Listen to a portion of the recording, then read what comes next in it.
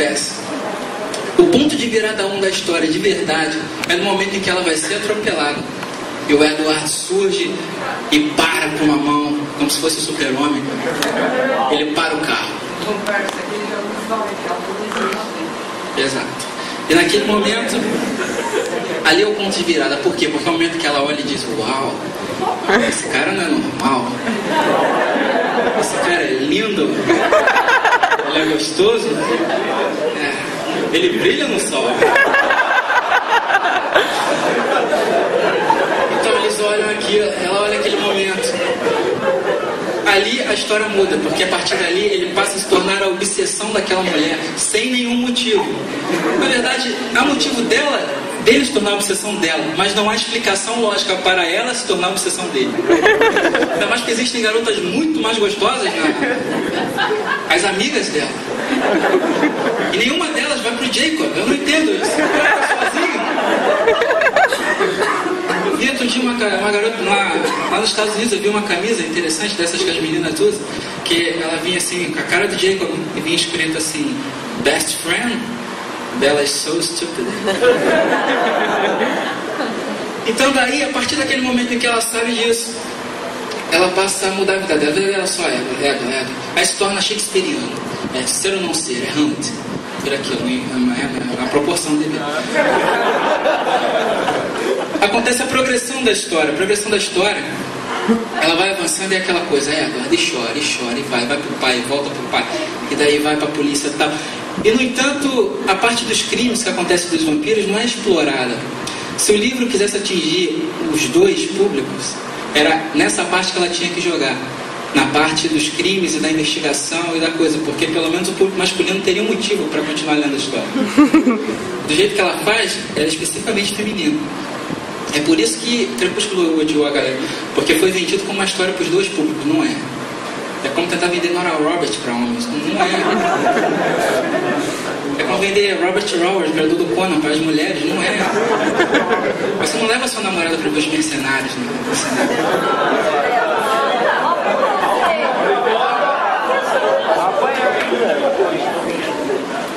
Ela vai acompanhando, ela vai passando, ela conhece todo mundo, conhece a família do cara, e fica aquela coisa. Sitfield vai dizer que existe um ponto central. E isso é uma das coisas que ele fala, pelo menos que dá para levar a sério realmente. O ponto central de uma história, ele é algo que acontece e ele não altera o que o personagem está fazendo, mas ele dá um novo fôlego para a história. Por exemplo, Central do Brasil. Vocês viram Central do Brasil, espero, né? Vocês lembram de determinado momento em que o garotinho, ele perde a mochila.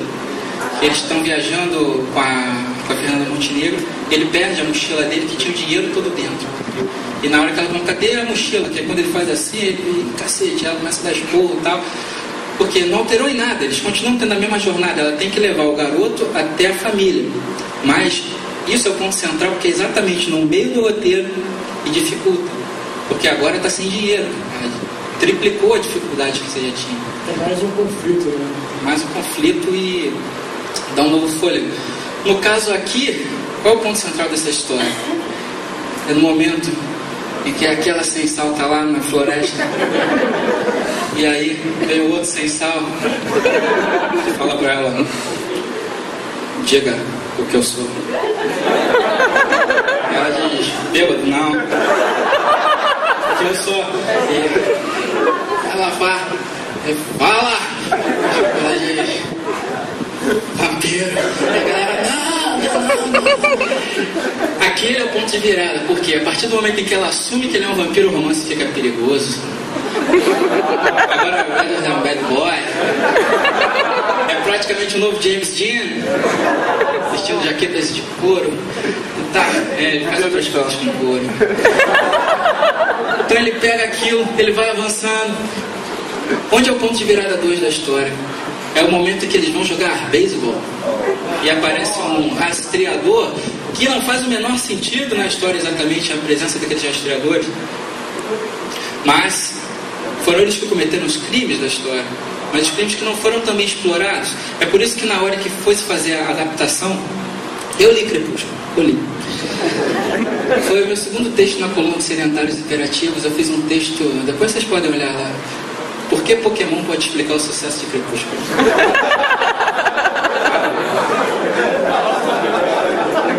Então, quando eu vi o filme, eu compreendia. O filme não é mal, o roteiro é adaptado corretamente. Eu não posso falar o roteiro é bom, porque, né? Mas ele foi corretamente adaptado, porque logo de cara você pega no roteiro, já abre com os crimes lá dos corpos, o pai da Bella querendo saber o que aconteceu e tal. É óbvio, porque ele não pode, num roteiro, no final da história, ele apresentar um rastreador, uns vampiros do mal, uns vampiros de verdade, né, no final pelo menos, que chegam pra beber sangue da garota, do nada. Você não pode pegar um roteiro e fazer isso, vai ser do nada, vai surgir agora, o personagem do nada.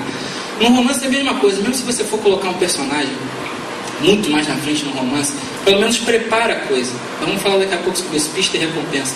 Pelo menos prepara, não faz surgir do nada a coisa, senão não faz lá muito sentido na cabeça de quem está lendo.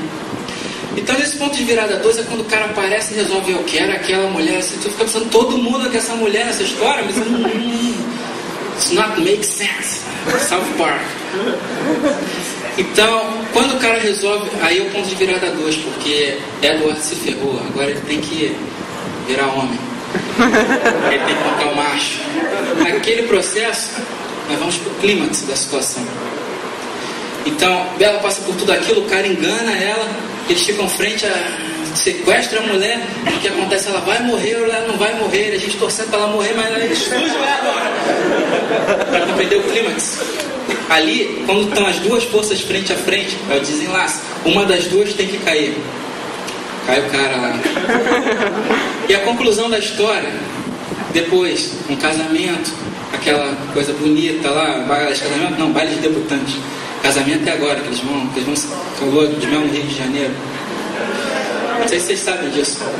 Eles se casaram e vão passar lua de mel numa ilha fictícia do Rio de Janeiro.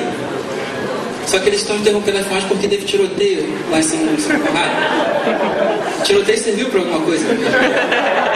Vocês conseguem imaginar, vocês conseguem compreender que a mulher fez uma história em que aliás, acho que ela vira vampira, eu não sei, não lembro mais falar que ela vira vampira.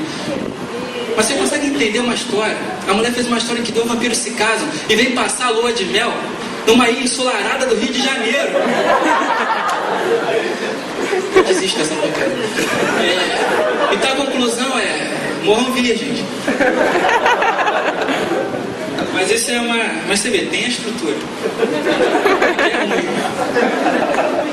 Então, a gente volta na parte da pista de recompensa que vai me subtrair.